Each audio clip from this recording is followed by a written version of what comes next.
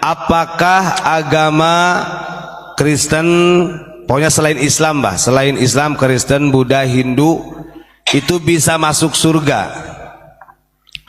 Bismillahirrahmanirrahim. Assalamualaikum warahmatullahi wabarakatuh. Assalamualaikum warahmatullahi wabarakatuh. Alhamdulillah wa syukurillah sebangsa dan setanah air. Agama disebut lintas agama, apakah itu masuk surga? Ya masuk. Karena apa? Sudah ada gardu masing-masing. Betul nggak? Nabinya siapa? Atau malaikat siapa? Atau ulamanya siapa? Pemimpinnya siapa? Itu sudah ada channel-channelnya. Betul nggak? Ada juru kunci-kuncinya. Masuk surga. Masa Islam aja yang masuk surga? Ya enggak. Pasti atuh para nabi yang lain pasti protes, betul nggak? Nah, jadi kita ini harus sadar, jangan saling membenci. Oh, agama ini dibenci, agama ini dibenci, salah, nggak boleh.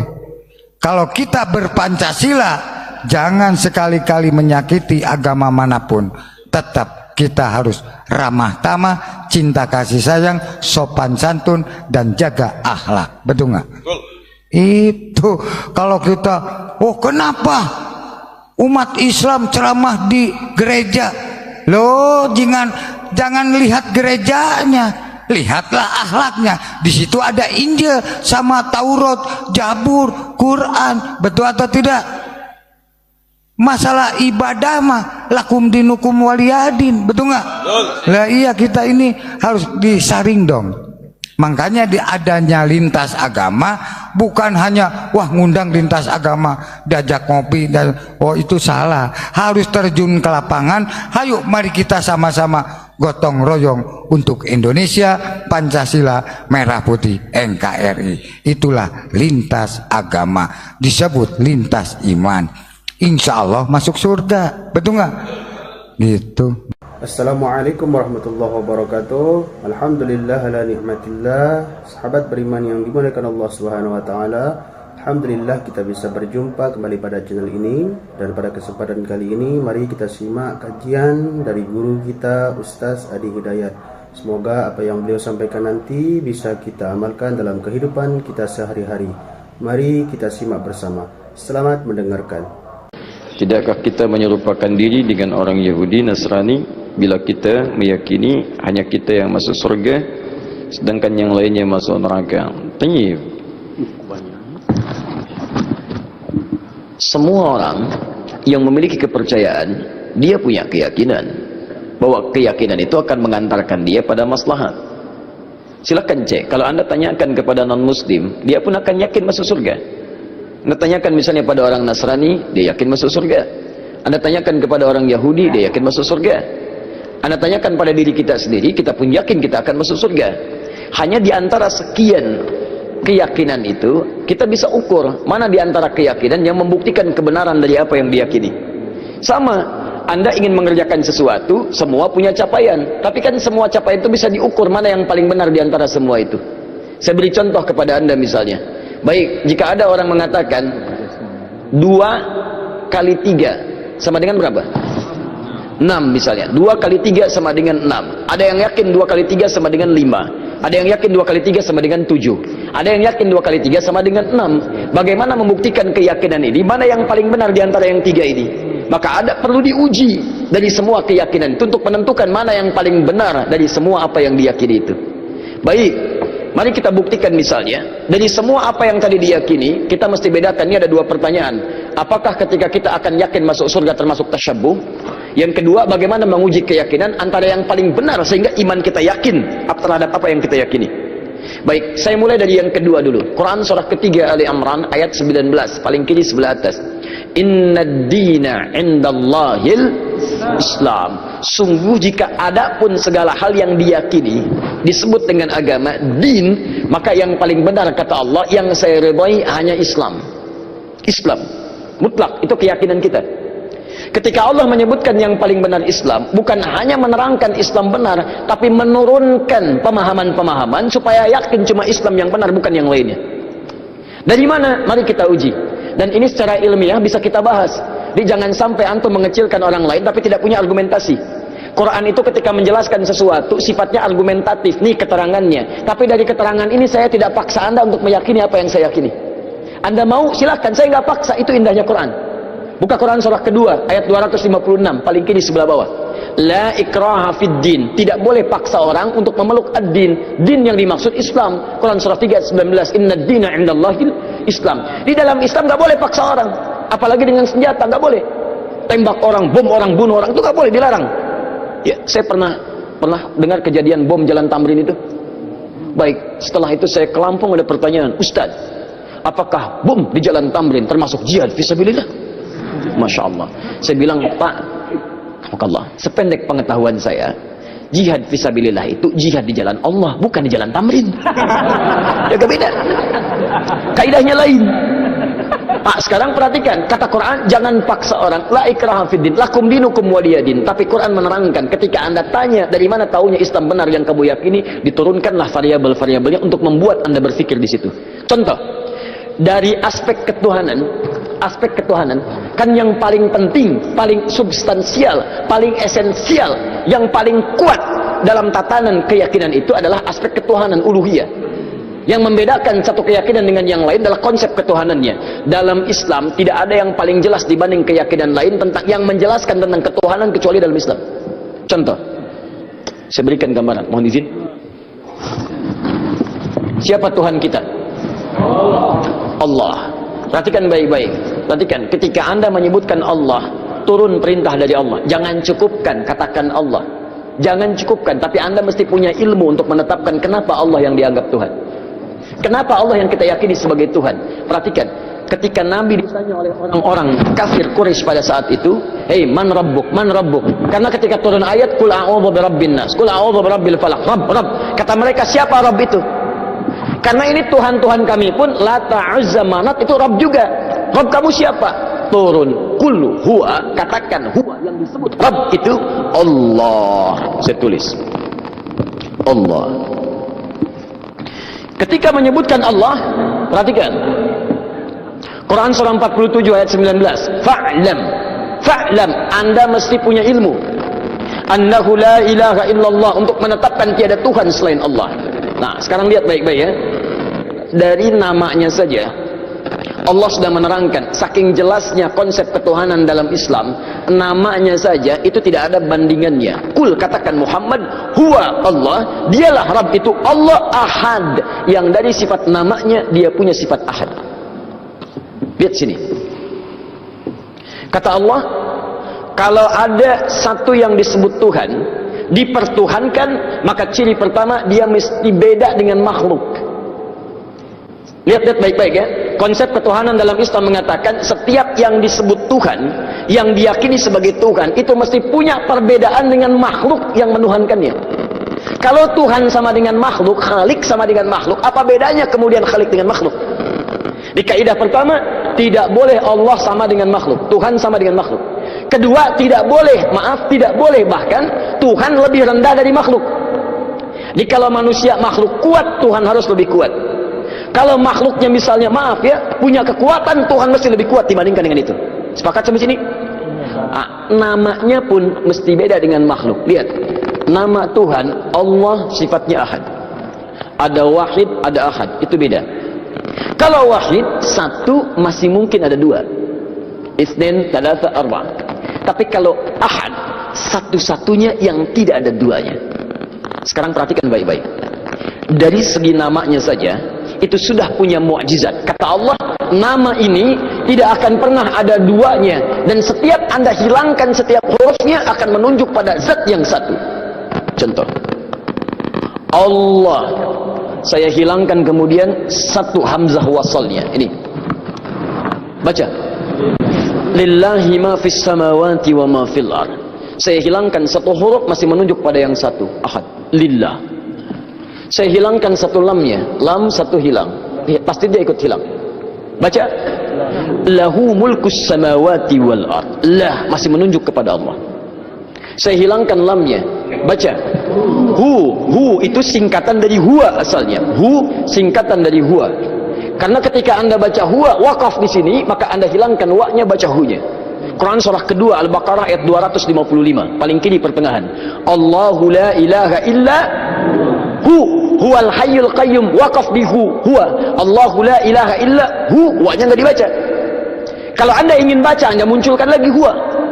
Lihat ketika Anda wakaf di situ, Allahu la ilaha illa asalnya dari huwa, menunjuk kepada Allah. Kalau Anda tanya siapa itu huwa Ustaz, kembalikan ke ayat Quran surah ke-112. Kul huwa Allahu ahad. Kul huwa Allahu ahad, masih menunjuk kepada Allah. Kalau saya hapuskan kemudian, ini saya hapus lagi.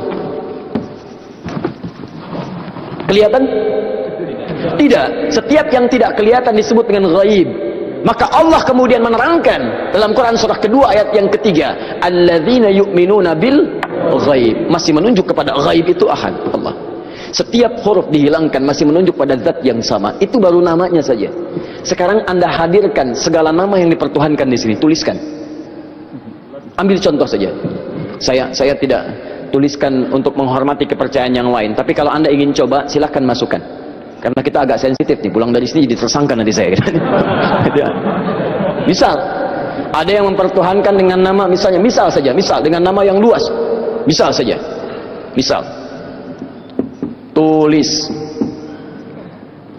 buang S-nya jadi apa? Menunjuk pada makna yang berbeda. Buang I-nya jadi apa? Buang L-nya jadi apa? Buang U-nya jadi apa? Buang T-nya jadi apa? Nggak ada sama sekali. Masukkan nama-nama yang dipertuhankan, tuliskan hurufnya, tuliskan namanya. Semua nama dari kepercayaan apapun tuliskan. Ketika Anda hilangkan setiap hurufnya, tidak akan menunjuk pada zat yang sama. Perhatikan, dari namanya saja sudah menunjukkan bahwa ini nama bukan nama biasa. Jadi benar ketika Allah mengatakan memilih namanya fa'lam annahu la ilaha illallah, ini menunjukkan keyakinan yang paripurna. Baru namanya. Saya belum bicara rububiyahnya, saya belum bicara asma wa sifatnya, itu saya baru bicara tentang namanya saja. Maka kalau namanya saja sudah punya mukjizat jauh dibandingkan yang lainnya, maka bagaimana kemudian kita menolaknya sebagai Tuhan? Belum yang lainnya, lam yalid wa lam yulad, tidak diperanak dan tidak diperanakan. Kalau Tuhan itu hasil dari anak, berarti sama dengan makhluk. Lihat kan bedanya, Tuhan Khalik mesti beda dengan makhluk. Manusia mengandung melahirkan, Tuhan tidak boleh mengandung, tidak boleh melahirkan. Kalau Tuhan mengandung melahirkan berarti sama dengan makhluk. Jelas ya? Baik, makanya Allah menolak. Saya tidak dilahirkan, saya tidak melahirkan. Kalau saya punya sifat itu sama dengan makhluk. Kalau kalian menyamakan Tuhan, kenapa kalian menyembah Tuhan? Masing-masing aja ngaku Tuhan. Baik. Walam yakul lahu kufuwan ahad, dan tidak punya partner dalam kekuasaannya. Wah, kalau punya partner bahaya. Tuhan ini pengen begini, Tuhan itu pengen begitu. Ya, ada Tuhan pemberi nikmat dan Tuhan pemberi azab. Begitu mau diberikan nikmat, kata yang azab, jangan, karena saya mau mengazab itu. Kata yang pemberi nikmat, jangan dulu, saya berikan itu. Ribut sama Tuhan. Jelas ya? Jadi kalau kita meyakini misalnya Islam agama yang hak, kemudian itu mengantarkan kita ke surga. Ketika Anda yakin dengan Allah disebut beriman. Iman syarat pertama mengantarkan ke surga. Karena itu ketika Allah menyebutkan kalimat surga pertama dalam Quran surah kedua Al-Baqarah ayat 25, paling kanan sebelah atas, maka disebut kalimat iman dulu. Wa basyiril ladzina amanu wa 'amilus salihati anna lahum jannatin tajri min tahtihal anhar. Berikan kabar pada orang-orang beriman dan beramal soleh, maka mereka mendapat kesempatan untuk bisa masuk ke dalam surganya Allah yang mengalir sungai-sungai keindahan di dalamnya. Jadi ini yang pertama. Jadi kalau ada misalnya, mohon maaf, orang-orang meyakini, oh agama saya benar mengantarkan ke surga, kita bisa uji dengan keterangan-keterangan dalam Al-Quran. Jelas ya? Tayyib. Sekarang apakah kalau orang Yahudi Nasrani meyakini masuk surga, kita meyakini sama tasyabbuh? Anda pahami dulu apa itu tasyabbuh. Sehingga dengan memahami kalimatnya kita bisa menerangkan hukumnya. Nah, sekarang ini banyak orang menyimpulkan satu hukum tapi tidak paham dengan esensinya. Tasyabbuh itu artinya menyerupai perbuatan-perbuatan yang dengan penyerupaan itu mengesankan dia bagian dari orang yang mengerjakannya. Misal, tasyabbuh itu dibagi dua. Tasyabbuh yang bukan sama sekali, nggak boleh, yang terkait dengan ibadah. Antum kenal Kiai Haji Muhammad Hashim bin Asy'ari pendiri NU? Kenal di mana? Luar biasa memang ini. Utsman bin Affan kenal, ini Umar bin Khattab kenal, luar biasa ya. Kiai Hashim kenal, dia sudah wafat, beliau sudah lama wafatnya. Kiai Haji Muhammad Hashim bin Asy'ari bin Abdul Wahid bin Abdul Halim. Abdul Halim dikenal dengan Sultan Hadi Wijaya. Ya, atau dikenal dengan Pangeran Benawa bin Abdullah, dikenal dengan Joko Tingkir bin Abdul Aziz bin Abdul Fattah bin Abdul Rahman, Warid Jadan Aidul Yakin, anak dari Sunan Giri. Baik, anak Maulana Ishaq, anak dari Sunan Giri. Jadi masih nyambung ke Sunan Giri. Saya sebutkan tadi malam, ya, Sunan Giri punya beberapa anak, diantaranya adalah terhubung kepada ayahandanya Maulana Ishaq. Subhanallah, itulah tadi penyampaian yang sangat luar biasa yang sudah disampaikan oleh guru kita Ustaz Adi Hidayat. Sahabat beriman yang dimuliakan Allah Subhanahu wa taala, tetaplah di channel ini karena kajian beliau belum selesai dan masih banyak hal-hal menarik yang akan disampaikan oleh beliau. Selamat mendengarkan. Beliau mendirikan Nahdlatul Ulama tanggal 31 Januari tahun 1926, menulis 19 kitab. Saya punya semua kumpulan kitab beliau. Itu kitab keduanya namanya Risalah Ahlus Sunnah wal Jamaah. Buka di halaman ke-14, paling kanan sebelah atas, baris yang kelima sampai 7, ujung baris yang kelima sampai ke baris nomor 7. Itu beliau mencontohkan tasyabbuh paling gampang dipahami yang terjadi di Pulau Jawa dan sekitarnya di Nusantara. Dibuka di halaman ke-9, paling kiri sebelah atas, faslun, fasal pembahasan fi dhuhuril bid'ah fi ardi Jawa, tentang munculnya bid'ah. Bid'ah di sini bukan masalah fikih tapi akidah, keyakinan. Ya, di negeri Jawa, di Pulau Jawa. Kemudian wantisyariha wal mubtadi'ina fiha, dan penyebarannya bagaimana dia menyebar serta tokoh-tokohnya. Di antara yang disebut dengan bid'ah adalah tasyabbuh fil aqaid, menyerupakan dalam keyakinan-keyakinan di pemeluk lain. Apa di antaranya kata beliau? Pada masa penjajahan dulu itu, datanglah kemudian para penjajah, plus bukan dengan penjajahan saja tapi dengan keyakinannya. Mereka membangun kanais, pusat-pusat ibadah mereka. Ya, kalau dulu yang datang itu Portugis, maka dia bangun gereja, kemudian juga Belanda datang bangun gereja. Ketika dibangun, dia kemudian mengajak dengan misi supaya orang-orang convert, pindah agama pada keyakinan mereka. Bagaimana caranya? Salah satunya dengan tasyabuh. Mengajak kemudian dengan pakaian-pakaian, ya, ciri khas pakai topi-topi khusus, pakaian-pakaian khusus dengan pakaian yang dipakai mereka untuk ibadah. Ada lagi yang memberikan biskuit, ada yang memberikan makanan macam-macam. Kata beliau, memberikan fatwa pada saat itu, siapa yang bertasyabbuh mengenakan pakaian bizayyihim, pakaian-pakaian khas mereka. Misal, maaf, ya, pakaian topinya dipakai, kemudian misalnya menggunakan pakaian-pakaian tertentu yang memang digunakan untuk kepentingan ibadah agama tertentu, maka beliau hukumi yang seperti itu tasyabbuh bil kufri fahuwa kafirun wa haramun. Yang seperti itu dihukumi dengan haram. Tasyabbuh itu artinya menyerupakan dari perbuatan yang dengan perbuatan itu menunjukkan pola ibadah tertentu, pola keyakinan tertentu yang dilarang dalam Islam. Jelas? Ada orang beda kepercayaan dengan kita, dia mengenakan pakaian, tak ikuti pakaian itu disebut tasyabbuh yang dilarang. Ada orang punya kebiasaan, misal ada ulang tahun, tiup lilin, tiup lilinnya, tiup nggak mati-mati, ya, masya Allah, karena lilin ditutup dengan gelas, ya kan, masya Allah. Tayyib, bisa nggak mati-mati, tiup, nah itu kebudayaan yang dilarang. Valentine misalnya kan, Valentine, 17 Februari, kebudayaan datang dari luar, ya, bertentangan dengan nilai agama, merusak akidah, muncul banyak yang haram di situ, ikhtilat di antara remaja, haram. Anda ikuti tasyabbuh dengan itu, haram hukumnya. Itu yang disebut tasyabbuh. Ya, tapi kalau tasyabbuh dalam muamalah yang dibenarkan itu gak ada masalah. Misal orang Yahudi pakai pesawat, kita pakai pesawat itu gak ada masalah. Ya, jangan diserupakan. Pesawat, Yahudi pakai pesawat, saya pakai pesawat, haram. Masya Allah. Tiba-tiba datang panggilan haji, menunaikan ibadah haji. Baik, hei, siap berangkat besok haji, masya Allah, siap. Pakai apa? Pesawat, haram ah. Mau pakai apa? Kuda aja. Wow, bagaimana pakai kuda dari Lombok ke Mekah? Susah. Ya, itu handphone. Orang Nasrani pakai handphone, antum pakai handphone. Ya, jadi jangan diserupakan. Oh, Nasrani handphone, saya pakai handphone, berarti haram. Tidak. Ya, Anda boleh gunakan itu ketika mereka menggunakan, Anda gunakan. Cuma perbedaannya bagaimana cara Anda menggunakan itu. Mereka gunakan misalnya untuk keyakinan mereka, Anda gunakan untuk keyakinan Anda. Update waktu sholat, masukkan program Quran di dalamnya. Ada yang sifatnya serupa, dia nelpon, Anda nelpon, itu bukan tasyabbuh. Karena itu pola umum dalam kehidupan. Dia bicara, Anda bicara. Dia makan, Anda makan. Itu bukan tasyabbuh. Cuma perbedaannya apa yang Anda makan, apa yang mereka makan. Bagaimana cara mencari makanan, bagaimana cara mereka mencari makanan. Itu yang membedakan antara mereka dengan kita. Makanya orang beriman ketika mencari makan pun disebut kalimat imannya dulu. Quran surah kedua ayat 172, paling kiri sebelah atas. Ya ayyuhalladzina amanu kulu min thayyibati ma razaqnakum. Hei orang-orang beriman, silahkan cari makan dari apa ya rezeki yang telah kami tetapkan. Di orang beriman itu mau cari makan pun imannya disebutkan. Dan halalnya dibuang. Lihat. Ketika Allah menyebutkan manusia secara umum, kalimat halalnya muncul. Quran surah kedua ayat 168, paling kanan sebelah bawah. Ya ayyuhan nasu kulu mimma fil ardi halalan thayyibah. Hei manusia, silahkan cari makan dengan cara yang halal. Silahkan beraktivitas di bumi dengan cara yang halal. Tapi ketika menyebut orang beriman, halalnya dibuang. Ya ayyuhalladzina amanu kulu min thayyibati ma razaqnakum. Halalnya dibuang. Thayyibat jadi dijamakkan. Thayyib jadi thayyibat. Kata para ulama tafsir, kenapa kalimat halalnya dibuang? Karena orang beriman itu imannya akan otomatis menuntun dia pada yang halal. Jadi kalau anda mengaku beriman masih mencari yang haram, ada yang salah dalam iman anda.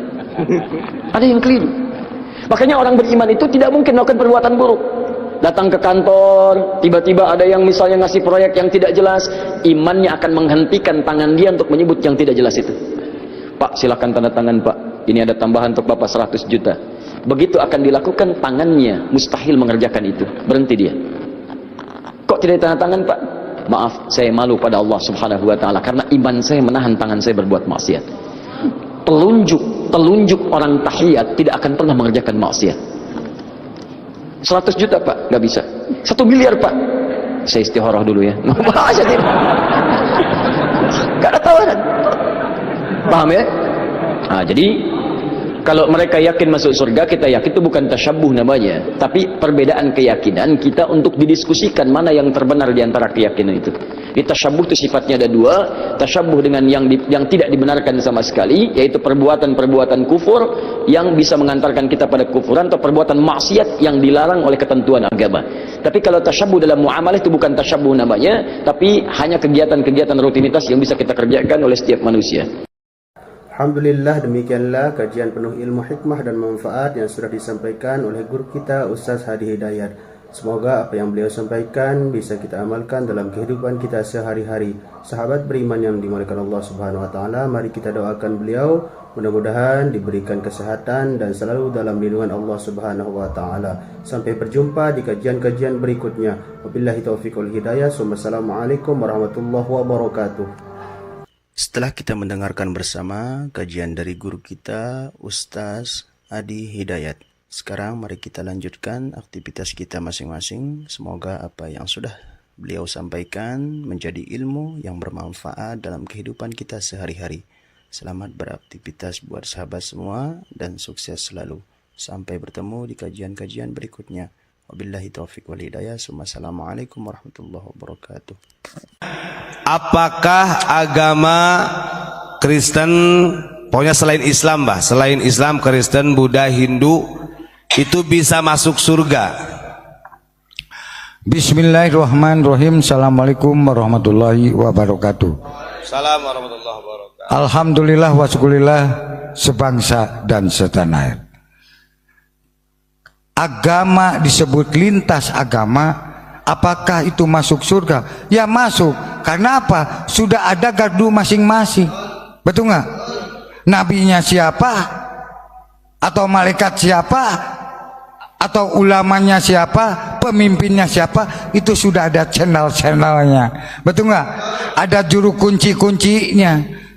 Masuk surga. Masa Islam aja yang masuk surga? Ya enggak. Pasti atuh para nabi yang lain pasti protes, betul nggak? Nah, jadi kita ini harus sadar, jangan saling membenci. Oh, agama ini dibenci, agama ini dibenci, salah, nggak boleh. Kalau kita berpancasila, jangan sekali-kali menyakiti agama manapun. Tetap kita harus ramah tamah, cinta kasih sayang, sopan santun dan jaga akhlak, betul nggak? Itu kalau kita, oh kenapa umat Islam ceramah di gereja? Loh, jangan lihat gerejanya, lihatlah akhlaknya. Di situ ada Injil sama Taurat, Zabur, Quran, betul atau tidak? Masalah ibadah mah lakum dinukum waliyadin, betul nggak? Lah iya, kita ini harus disaring dong. Makanya di adanya lintas agama bukan hanya wah ngundang lintas agama diajak ngopi dan oh itu salah. Harus terjun ke lapangan. Hayo mari kita sama-sama gotong royong untuk Indonesia, Pancasila, Merah Putih, NKRI. Itulah lintas agama, disebut lintas iman. Insya Allah masuk surga, betul nggak? Gitu. Assalamualaikum warahmatullahi wabarakatuh. Alhamdulillah ala ni'matillah. Sahabat beriman yang dimuliakan Allah Subhanahu wa taala. Alhamdulillah kita bisa berjumpa kembali pada channel ini, dan pada kesempatan kali ini mari kita simak kajian dari guru kita Ustaz Adi Hidayat. Semoga apa yang beliau sampaikan nanti bisa kita amalkan dalam kehidupan kita sehari-hari. Mari kita simak bersama. Selamat mendengarkan. Tidakkah kita menyerupakan diri dengan orang Yahudi Nasrani bila kita meyakini hanya kita yang masuk surga sedangkan yang lainnya masuk neraka? Tayyib. Semua orang yang memiliki kepercayaan, dia punya keyakinan bahwa keyakinan itu akan mengantarkan dia pada maslahat. Silakan cek, kalau Anda tanyakan kepada non-muslim, dia pun akan yakin masuk surga. Anda tanyakan misalnya pada orang Nasrani, dia yakin masuk surga. Anda tanyakan kepada orang Yahudi, dia yakin masuk surga.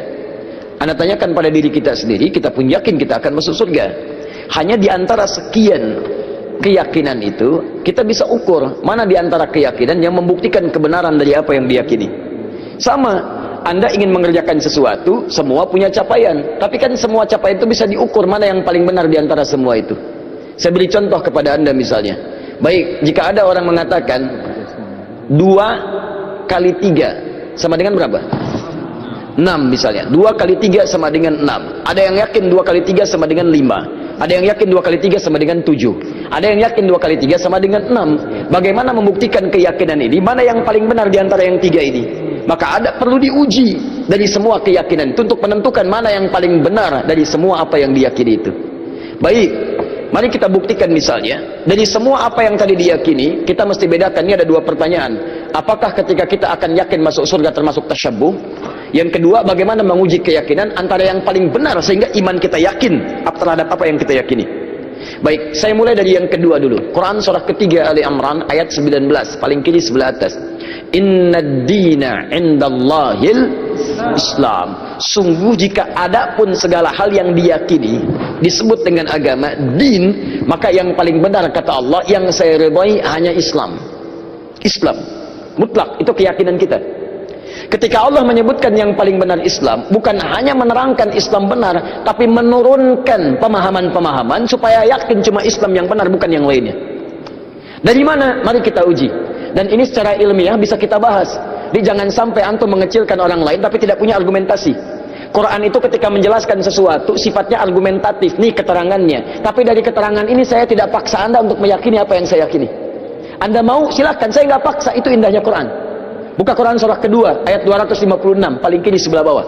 La ikraha fid din. Tidak boleh paksa orang untuk memeluk ad-din. Din yang dimaksud Islam. Quran surah 3 ayat 19. Innad dina indallahil Islam. Di dalam Islam nggak boleh paksa orang. Apalagi dengan senjata, nggak boleh.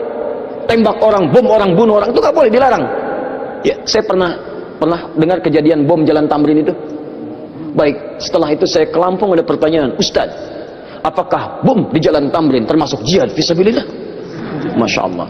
Saya bilang, Pak, Allah, sependek pengetahuan saya, jihad fisabilillah itu jihad di jalan Allah, bukan di Jalan Tamrin. Jaga beda. Kaidahnya lain. Pak, sekarang perhatikan, kata Quran, jangan paksa orang. La ikraha fiddin, lakum dinukum waliyadin. Tapi Quran menerangkan, ketika Anda tanya dari mana taunya Islam benar yang kamu yakini, diturunkanlah variabel-variabelnya untuk membuat Anda berpikir di situ. Contoh, dari aspek ketuhanan kan yang paling penting, paling substansial, paling esensial, yang paling kuat dalam tatanan keyakinan itu adalah aspek ketuhanan, uluhiyah.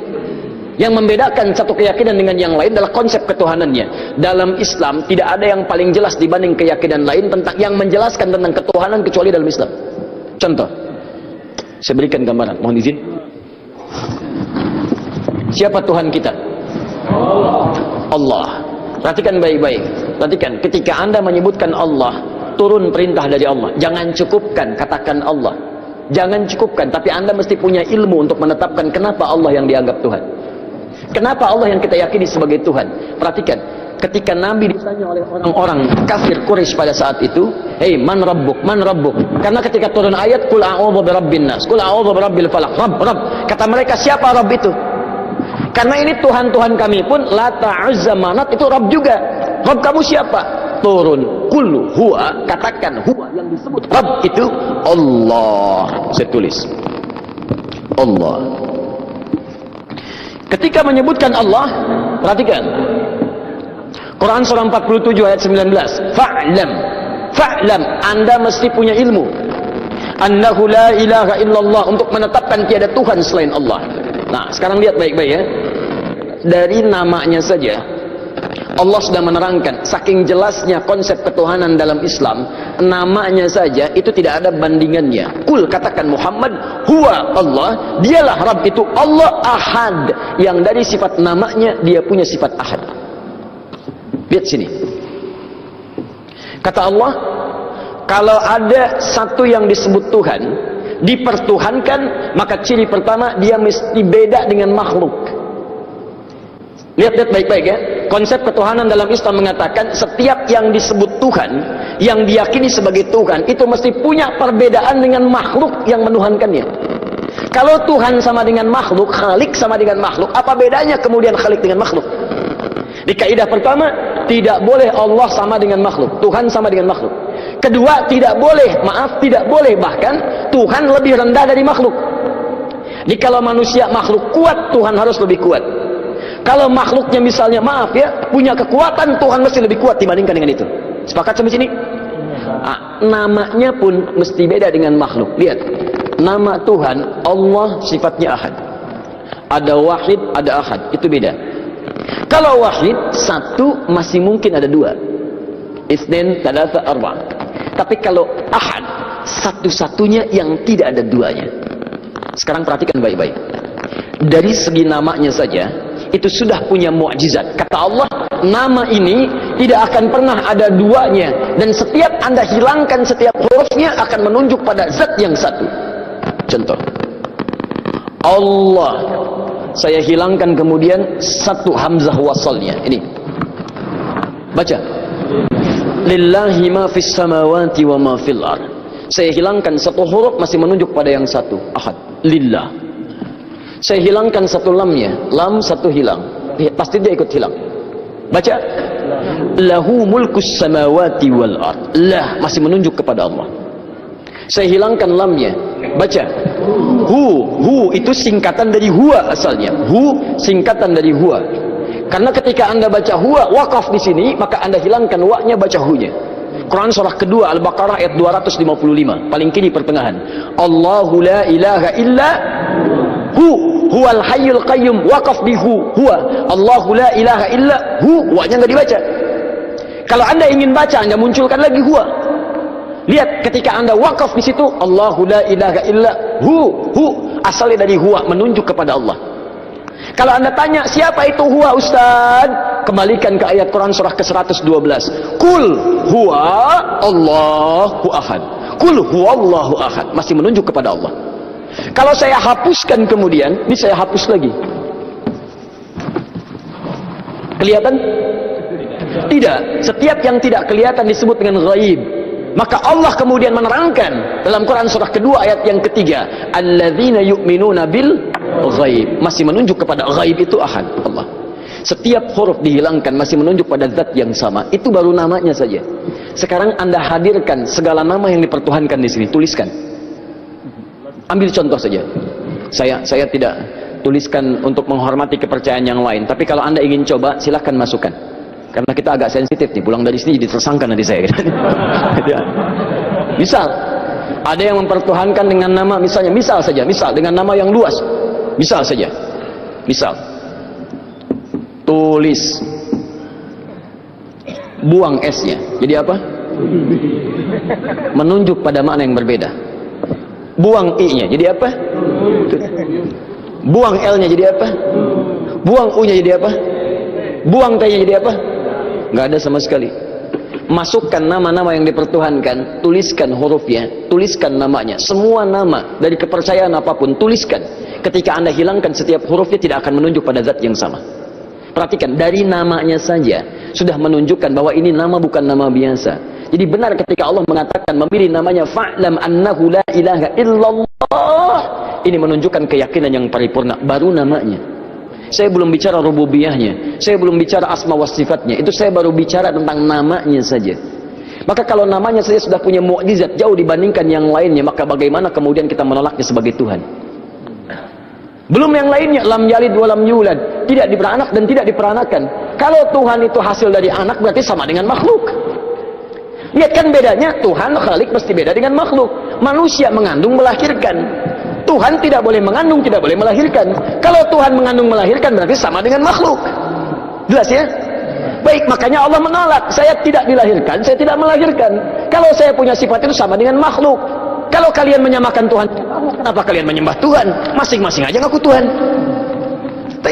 Walam yakul lahu kufuwan ahad, dan tidak punya partner dalam kekuasaannya. Wah, kalau punya partner bahaya. Tuhan ini pengen begini, Tuhan itu pengen begitu. Ya, ada Tuhan pemberi nikmat dan Tuhan pemberi azab. Begitu mau diberikan nikmat, kata yang azab, jangan, karena saya mau mengazab itu. Kata yang pemberi nikmat, jangan dulu, saya berikan itu. Ribut sama Tuhan. Jelas ya?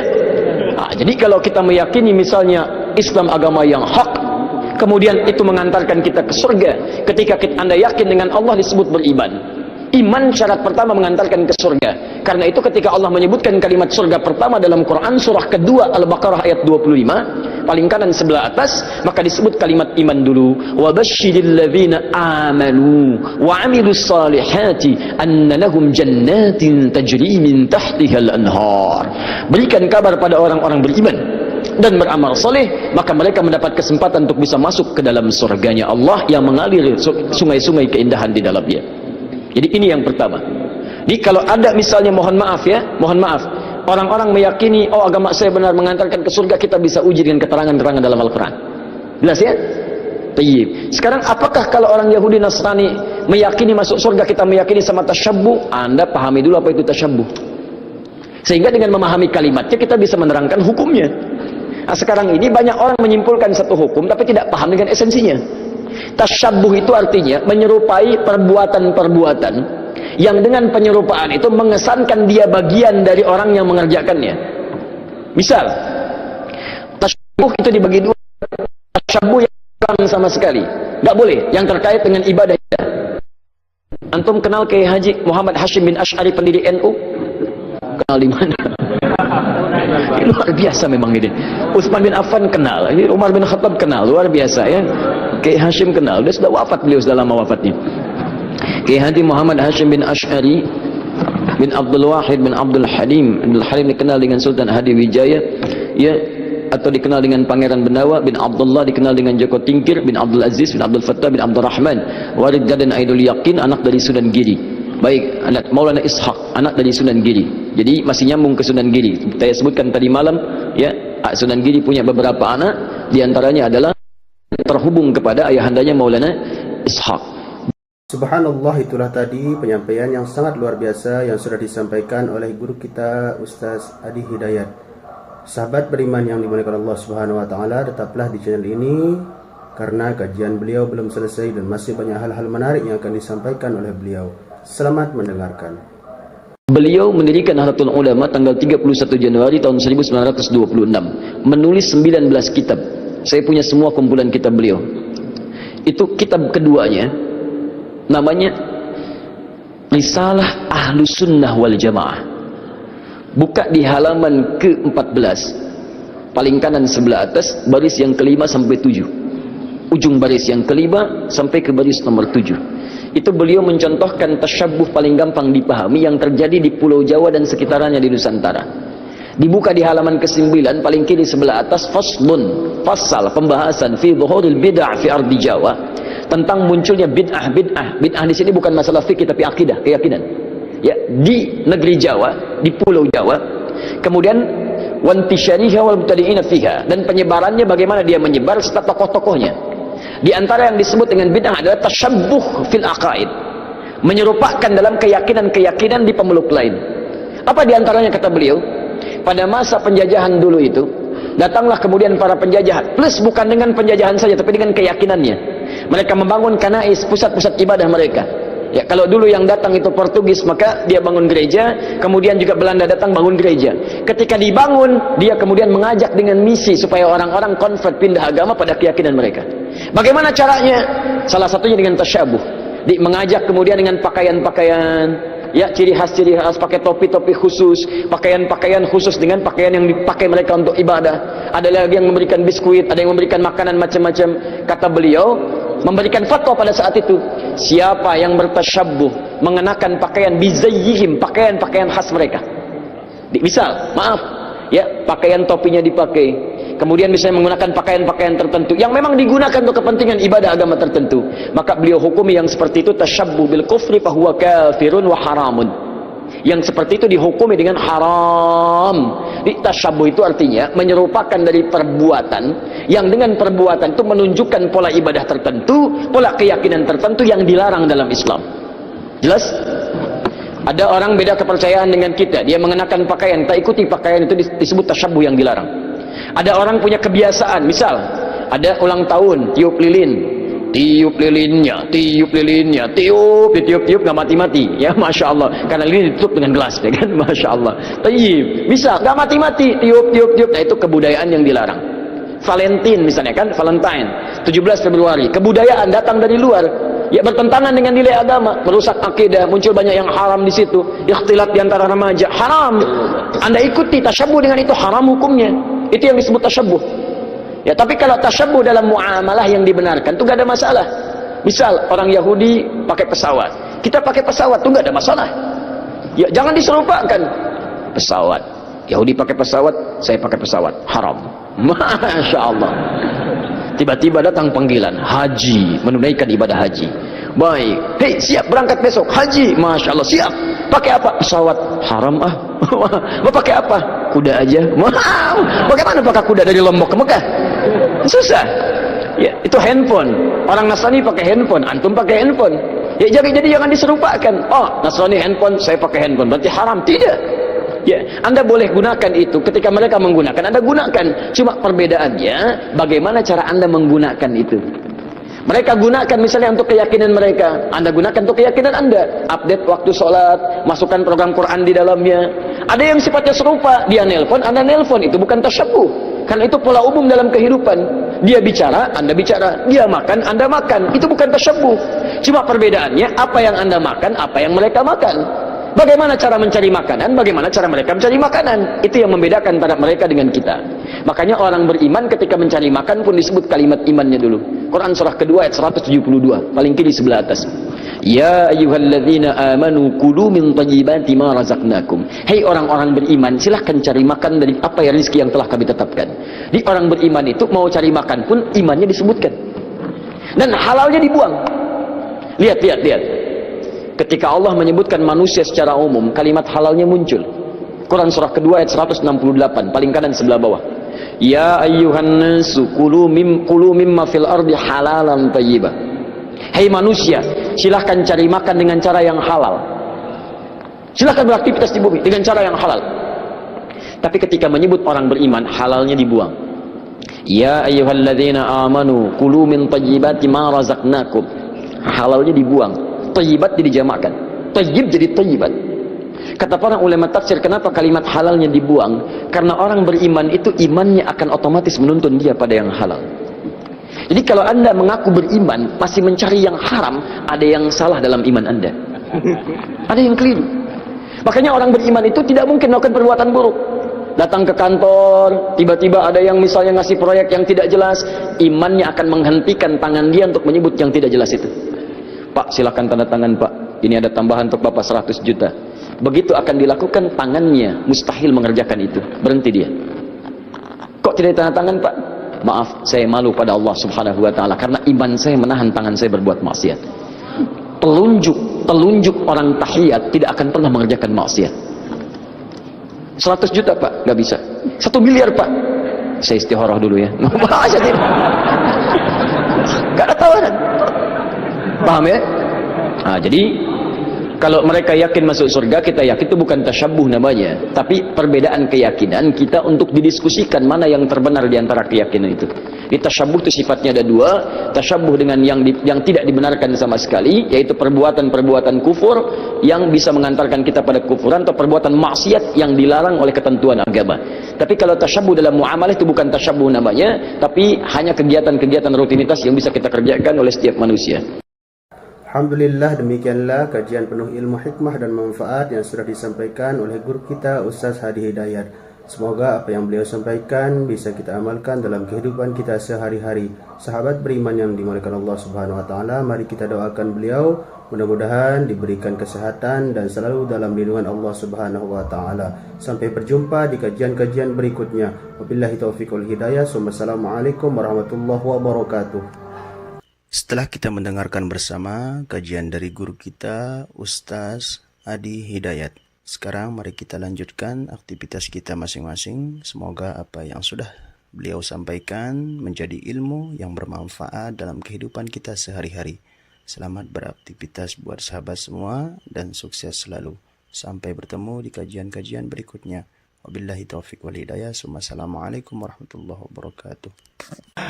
Apakah agama Kristen, pokoknya selain Islam, selain Islam, Kristen, Buddha, Hindu, itu bisa masuk surga? Bismillahirrahmanirrahim. Assalamualaikum warahmatullahi wabarakatuh. Assalamualaikum warahmatullahi wabarakatuh. Alhamdulillah wa syukurillah sebangsa dan setanah air. Agama disebut lintas agama, apakah itu masuk surga? Ya masuk, karena apa? Sudah ada gardu masing-masing. Betul nggak? Nabinya siapa? Atau malaikat siapa? Atau ulamanya siapa? Pemimpinnya siapa? Itu sudah ada channel-channelnya. Betul nggak? Ada juru kunci-kuncinya. Masuk surga. Masa Islam aja yang masuk surga? Ya enggak. Pasti atuh para nabi yang lain pasti protes, betul nggak? Nah, jadi kita ini harus sadar, jangan saling membenci. Oh, agama ini dibenci, agama ini dibenci, salah, nggak boleh. Kalau kita berpancasila, jangan sekali-kali menyakiti agama manapun. Tetap kita harus ramah tamah, cinta kasih sayang, sopan santun dan jaga akhlak, betul nggak?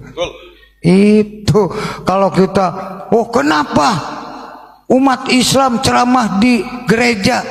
Loh, jangan lihat gerejanya, lihatlah akhlaknya. Di situ ada Injil sama Taurat, Zabur, Quran, betul atau tidak? Masalah ibadah mah lakum dinukum waliyadin, betul nggak? Lah iya, kita ini harus disaring dong. Makanya adanya lintas agama bukan hanya wah ngundang lintas agama diajak ngopi dan oh itu salah, harus terjun ke lapangan. Hayo mari kita sama-sama gotong royong untuk Indonesia, Pancasila, merah putih, NKRI. Itulah lintas agama, disebut lintas iman. Insya Allah masuk surga, betul nggak? Gitu. Assalamualaikum warahmatullahi wabarakatuh. Alhamdulillah ala ni'matillah. Sahabat beriman yang dimuliakan Allah Subhanahu wa taala, alhamdulillah kita bisa berjumpa kembali pada channel ini. Dan pada kesempatan kali ini mari kita simak kajian dari guru kita Ustaz Adi Hidayat. Semoga apa yang beliau sampaikan nanti bisa kita amalkan dalam kehidupan kita sehari-hari. Mari kita simak bersama. Selamat mendengarkan. Tidakkah kita menyerupakan diri dengan orang Yahudi, Nasrani bila kita meyakini hanya kita yang masuk surga sedangkan yang lainnya masuk neraka? Tayyib. Semua orang yang memiliki kepercayaan, dia punya keyakinan bahwa keyakinan itu akan mengantarkan dia pada maslahat. Silakan cek, kalau Anda tanyakan kepada non-muslim, dia pun akan yakin masuk surga. Anda tanyakan misalnya pada orang Nasrani, dia yakin masuk surga. Anda tanyakan kepada orang Yahudi, dia yakin masuk surga. Anda tanyakan pada diri kita sendiri, kita pun yakin kita akan masuk surga. Hanya di antara sekian keyakinan itu, kita bisa ukur mana di antara keyakinan yang membuktikan kebenaran dari apa yang diyakini.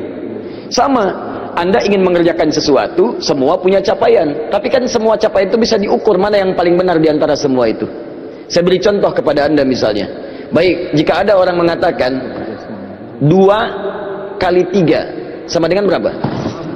6 misalnya. 2 kali 3 sama dengan 6. Ada yang yakin 2 kali 3 sama dengan 5. Ada yang yakin 2 kali 3 sama dengan 7.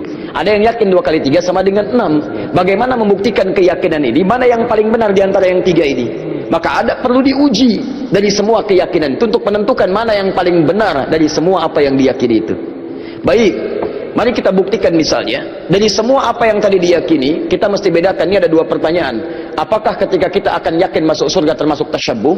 Yang kedua, bagaimana menguji keyakinan antara yang paling benar sehingga iman kita yakin terhadap apa yang kita yakini. Baik, saya mulai dari yang kedua dulu. Quran surah ketiga Ali Imran ayat 19, paling kiri sebelah atas. Innad dina indallahil Islam. Sungguh jika ada pun segala hal yang diyakini disebut dengan agama, din, maka yang paling benar kata Allah, yang saya ridhai hanya Islam. Islam mutlak, itu keyakinan kita. Ketika Allah menyebutkan yang paling benar Islam, bukan hanya menerangkan Islam benar, tapi menurunkan pemahaman-pemahaman supaya yakin cuma Islam yang benar, bukan yang lainnya. Dari mana? Mari kita uji. Dan ini secara ilmiah bisa kita bahas. Jadi jangan sampai antum mengecilkan orang lain tapi tidak punya argumentasi. Quran itu ketika menjelaskan sesuatu sifatnya argumentatif, nih keterangannya. Tapi dari keterangan ini saya tidak paksa Anda untuk meyakini apa yang saya yakini. Anda mau silahkan, saya nggak paksa, itu indahnya Quran. Buka Quran surah kedua ayat 256 paling kiri sebelah bawah. La ikraha fid din. Tidak boleh paksa orang untuk memeluk ad-din. Din yang dimaksud Islam. Quran surah 3 ayat 19. Innad dina indallahil Islam. Di dalam Islam nggak boleh paksa orang. Apalagi dengan senjata nggak boleh. Tembak orang, bom orang, bunuh orang, itu nggak boleh, dilarang. Ya, saya pernah dengar kejadian bom Jalan Tamrin itu. Baik, setelah itu saya ke Lampung, ada pertanyaan, Ustaz, apakah bom di Jalan Tamrin termasuk jihad fisabilillah? Masya Allah. Saya bilang, Pak, Allah, sependek pengetahuan saya, jihad fisabilillah itu jihad di jalan Allah, bukan di Jalan Tamrin. Ya beda. Kaidahnya lain. Pak, sekarang perhatikan, kata Quran, jangan paksa orang. La ikraha fiddin, lakum dinukum waliyadin. Tapi Quran menerangkan, ketika Anda tanya dari mana taunya Islam benar yang kamu yakini, diturunkanlah variabel-variabelnya untuk membuat Anda berpikir di situ. Contoh, dari aspek ketuhanan kan yang paling penting, paling substansial, paling esensial, yang paling kuat dalam tatanan keyakinan itu adalah aspek ketuhanan, uluhiyah. Yang membedakan satu keyakinan dengan yang lain adalah konsep ketuhanannya. Dalam Islam tidak ada yang paling jelas dibanding keyakinan lain tentang yang menjelaskan tentang ketuhanan kecuali dalam Islam. Contoh, saya berikan gambaran, mohon izin. Siapa Tuhan kita? Allah. Perhatikan baik-baik. Perhatikan, ketika Anda menyebutkan Allah, turun perintah dari Allah. Jangan cukupkan katakan Allah. Jangan cukupkan, tapi Anda mesti punya ilmu untuk menetapkan kenapa Allah yang dianggap Tuhan. Kenapa Allah yang kita yakini sebagai Tuhan?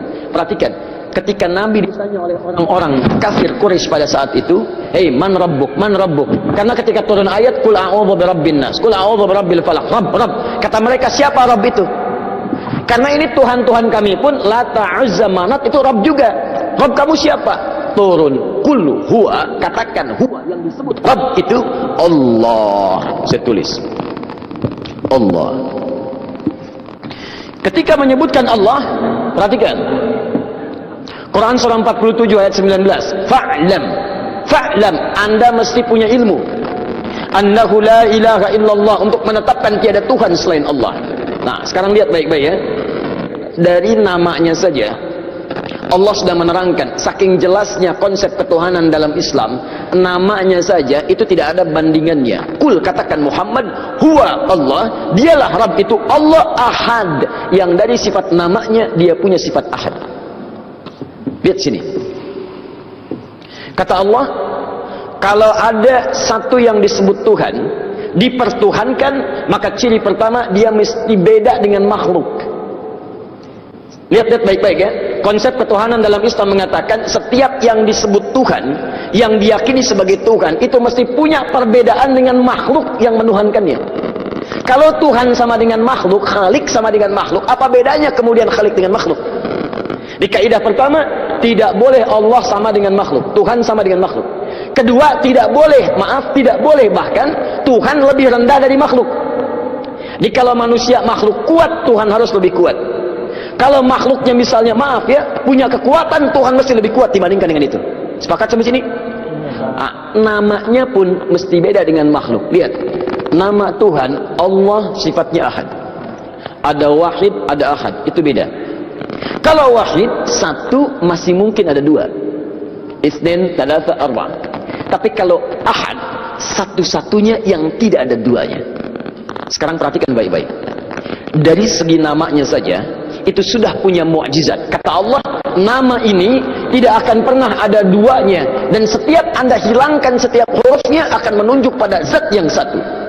Contoh, Allah, saya hilangkan kemudian satu hamzah wasalnya. Ini baca, lillahi ma fis samawati wa ma fil ard.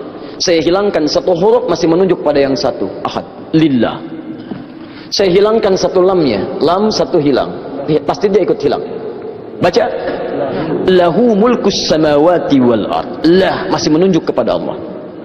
Saya hilangkan lamnya, baca, hu itu singkatan dari huwa asalnya. Hu singkatan dari huwa.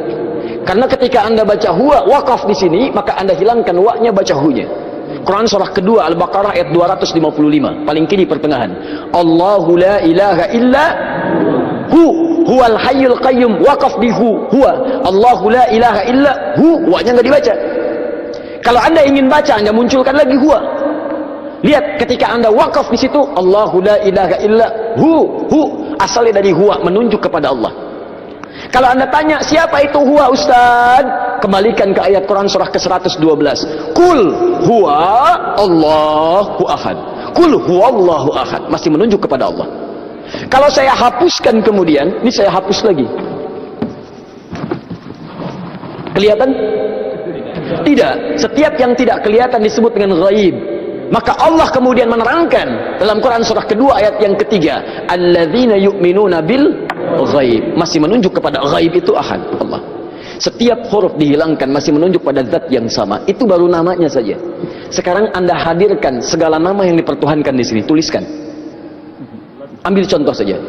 Saya tidak tuliskan untuk menghormati kepercayaan yang lain, tapi kalau Anda ingin coba, silahkan masukkan.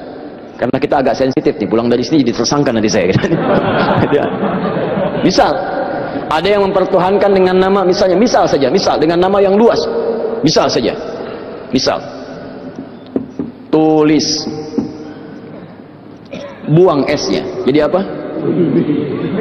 Menunjuk pada makna yang berbeda. Buang I-nya, jadi apa? Buang L-nya, jadi apa? Buang U-nya, jadi apa? Buang T-nya, jadi apa? Nggak ada sama sekali. Masukkan nama-nama yang dipertuhankan, tuliskan hurufnya, tuliskan namanya. Semua nama dari kepercayaan apapun, tuliskan. Ketika Anda hilangkan setiap hurufnya, tidak akan menunjuk pada zat yang sama. Perhatikan, dari namanya saja sudah menunjukkan bahwa ini nama bukan nama biasa. Jadi benar ketika Allah mengatakan memilih namanya fa'lam annahu la ilaha illallah, ini menunjukkan keyakinan yang paripurna, baru namanya. Saya belum bicara rububiyahnya, saya belum bicara asma wa sifatnya, itu saya baru bicara tentang namanya saja.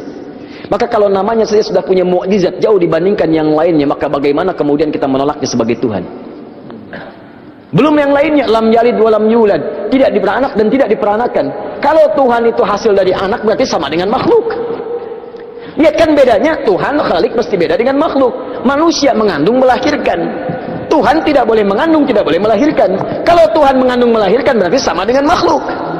Jelas ya? Baik, makanya Allah menolak. Saya tidak dilahirkan, saya tidak melahirkan.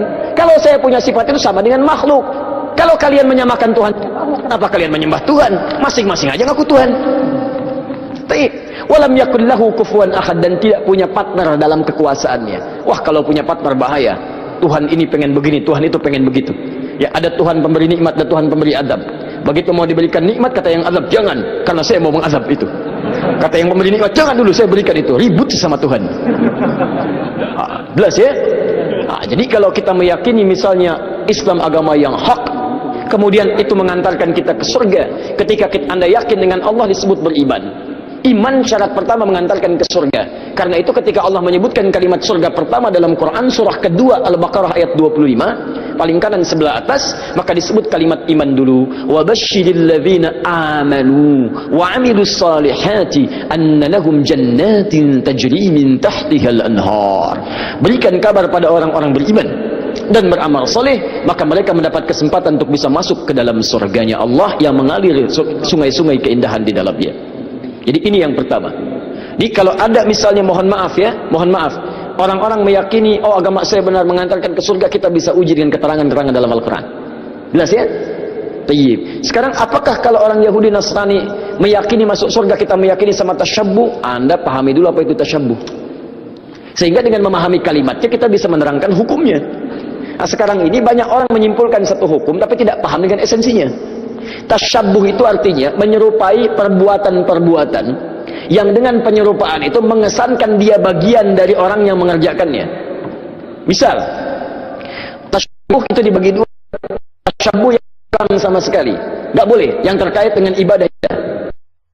Antum kenal Kiai Haji Muhammad Hashim bin Asy'ari pendiri NU? Kenal di mana? Luar biasa memang ini. Utsman bin Affan kenal, ini Umar bin Khattab kenal, luar biasa ya. Kiai Hashim kenal, dia sudah wafat, beliau sudah lama wafatnya.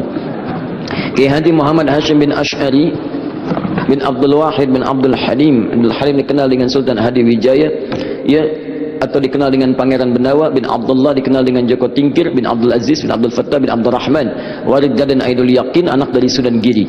Baik, anak Maulana Ishaq, anak dari Sunan Giri. Jadi masih nyambung ke Sunan Giri. Saya sebutkan tadi malam, ya, Sunan Giri punya beberapa anak, diantaranya adalah terhubung kepada ayahandanya Maulana Ishaq. Subhanallah, itulah tadi penyampaian yang sangat luar biasa yang sudah disampaikan oleh guru kita Ustaz Adi Hidayat. Sahabat beriman yang dimuliakan Allah Subhanahu wa taala, tetaplah di channel ini karena kajian beliau belum selesai dan masih banyak hal-hal menarik yang akan disampaikan oleh beliau. Selamat mendengarkan. Beliau mendirikan Nahdlatul Ulama tanggal 31 Januari tahun 1926, menulis 19 kitab. Saya punya semua kumpulan kitab beliau.